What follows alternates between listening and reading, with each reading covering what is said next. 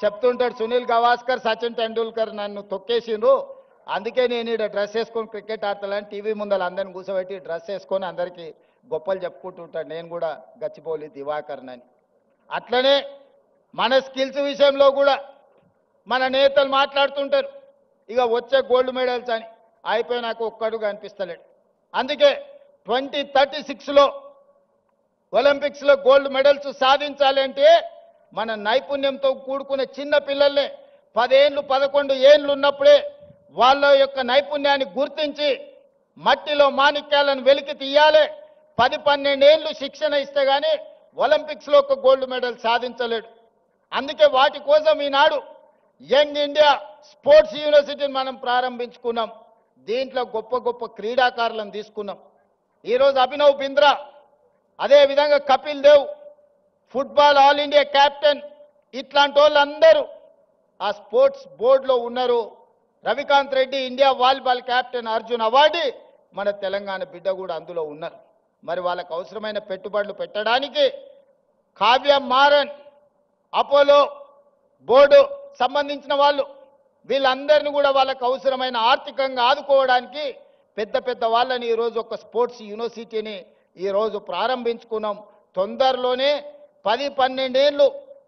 SC ST BC residential స్కూళ్ళలో చదువుకునే పిల్లల్లో ఉండే క్రీడా నైపుణ్యాన్ని గుర్తించి వాళ్ళని తీసుకొచ్చి యూనివర్సిటీలో శిక్షణ ఇచ్చి 2036లో తెలంగాణ నుంచి ఒలింపిక్స్లో గోల్డ్ మెడల్ సాధించడానికి ఈరోజు ప్రణాళికలు సిద్ధం చేస్తున్నాం ఇవన్నీ తెలంగాణలో ఉన్న వెనుకబడిన వర్గాల కోసం పేదరికంలో మగ్గిపోతున్న మా మిత్రుల కోసం ఆలోచన చేస్తున్నాం డబ్బులు ఉన్న వాళ్ళు ఏడికైనా పోయి చదువుకుంటారు వాళ్ళు స్టాన్ఫర్డ్ ఆక్స్ఫర్డ్ లండన్ ఎకనామిక్స్ ఎక్కడికైనా స్కూల్ ఆఫ్ ఎకనామిక్స్లో ఎక్కడో పోయి చదువుకుంటారు వాళ్ళ గురించి నేను ఆలోచన చేయాల్సిన పని లేదు అక్కడికి పోలేని వాళ్ళను అక్కడికి ఎదగాలనుకుంటున్న వాళ్ళకు కూడా మరి ఏమైనా చెయ్యాలి కదా అందులో భాగంగానే మిత్రులారా ఈ ఉస్మానియా యూనివర్సిటీని వేదిక చేసుకోదలుచుకున్నా 1000 కోట్లు అనేది పెద్ద విషయం కాదు నేను డబ్బుల రూపంలో చూడట్లేదు ఖర్చు రూపంలో చూడడం లేదు ఇది నా భవిష్యత్ తరాల కోసం పెట్టుబడిగా చూస్తున్నా ఈ పెట్టుబడి ఈరోజు రాష్ట్ర ప్రభుత్వం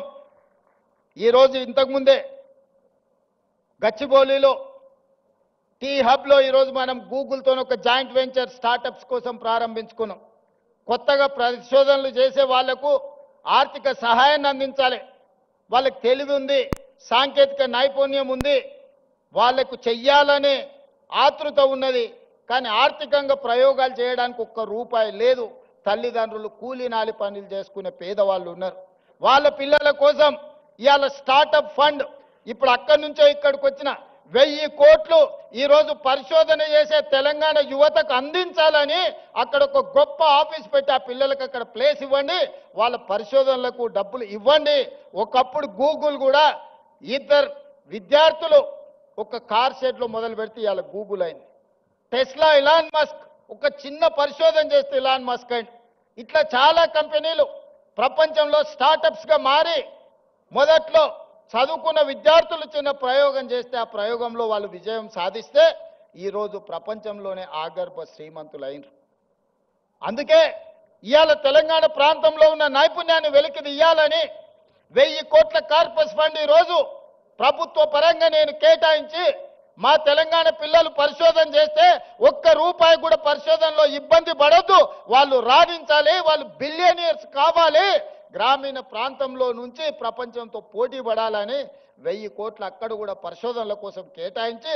ఇంకొక 1000 కోట్లు జీవో తీసుకొని ఈరోజు ఉస్మానియా యూనివర్సిటీకి వచ్చిన ఉత్త చేతులతో రానని ఆనాడే చెప్పిన ఉత్తుత్తు మాటలు చెప్పే అలవాటు నాకు లేదు ఎందుకంటే వ్యవసాయం తెలిసినోని గ్రామీణ ప్రాంతం నుంచి వచ్చినోని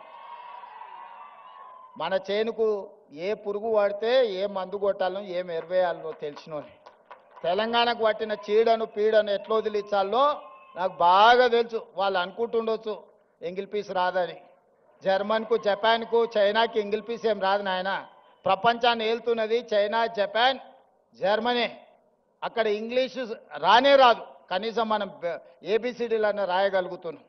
మరి ఇవాళ ప్రపంచాన్ని శాసిస్తారు ఇంగ్లీష్ మాట్లాడే అమెరికా చైనా సప్లైస్ ఆపితే 1 గంట కూడా బతకలేదు